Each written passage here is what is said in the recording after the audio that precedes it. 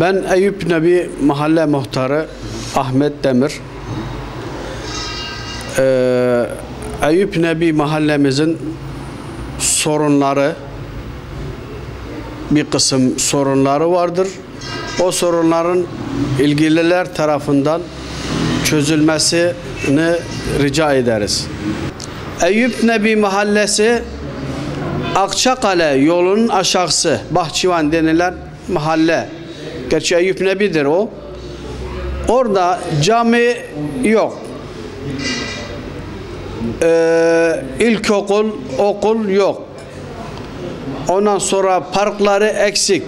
Çocuklar çıkıp bir yerde oynayacak, gezecek, dolaşacak bir yer yok. Tesis yok.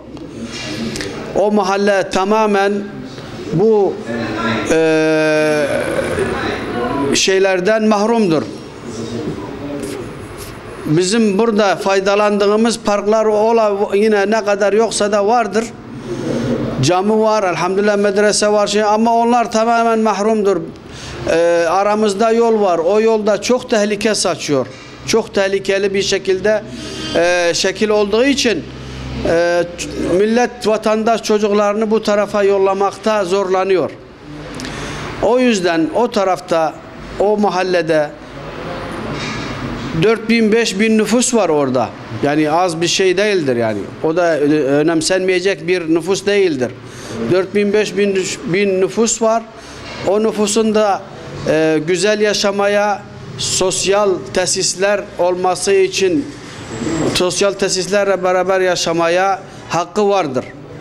Biz bu vatandaşlarımızın hakkını savunuyoruz ve ilgililerden talep ediyoruz.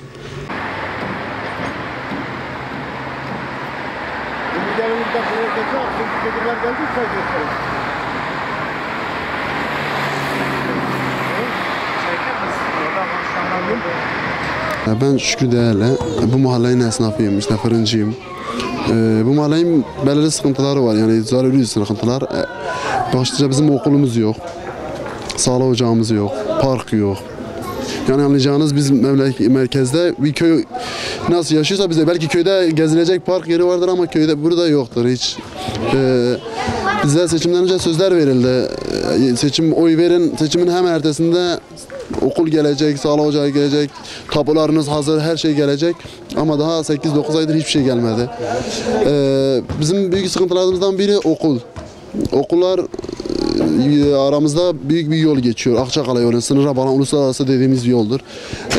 Bu mahalle arasında çocuklar okula giderken çok sıkıntılar çekiyor.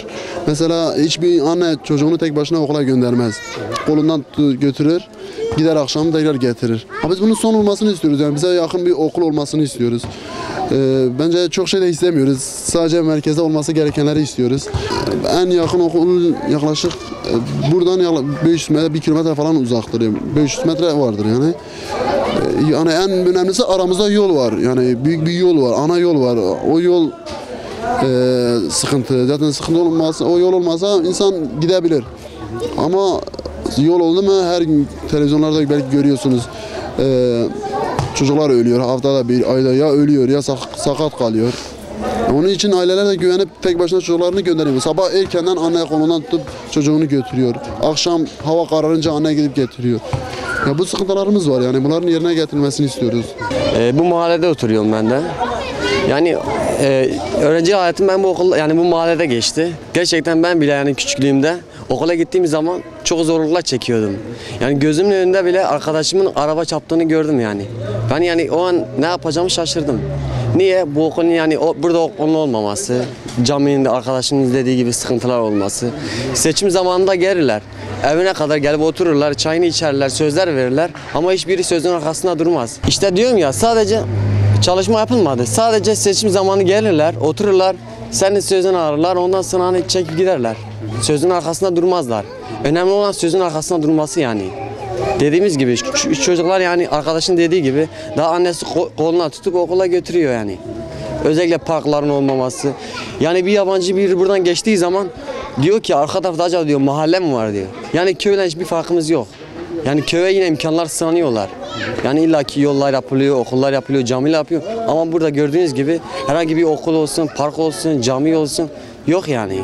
Ne camimiz var, ne okulumuz var, ne hastahanemiz var. Çocuklarımız biz burada camiye giderken yolun üzerinde maalesef korkak gidemiyoruz. Çocuklarımızı okula giderken anaları alıp okula götürüyorlar. Bu tarafta olmuş olsaydı şimdi ne analar giderdi, biz de serbest camiye gidip gelirdik. Bu hükümet de başa geldikten bugüne kadar ha yapacağız, ha yapacağız, ha yapacağız, bize bir şey yapmadı. Yapmak istiyoruz, yapmak gerekiyor. Biraz Allah'a düşünsün, peygambere düşünsün, gelsin mahallemize de baksın. Fakir mahalle oldu mu ne olacak? Mahalle illahi mi yansın, adamlar mı ölsün, çocuklar mı ölsün?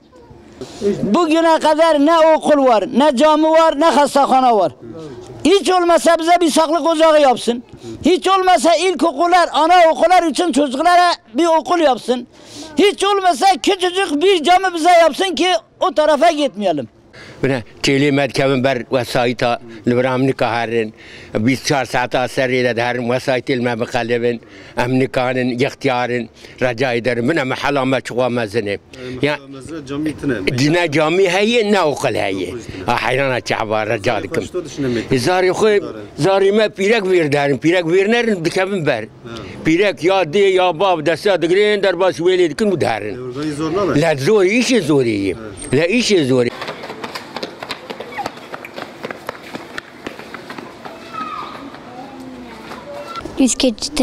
Üst geçitten geçiyorum.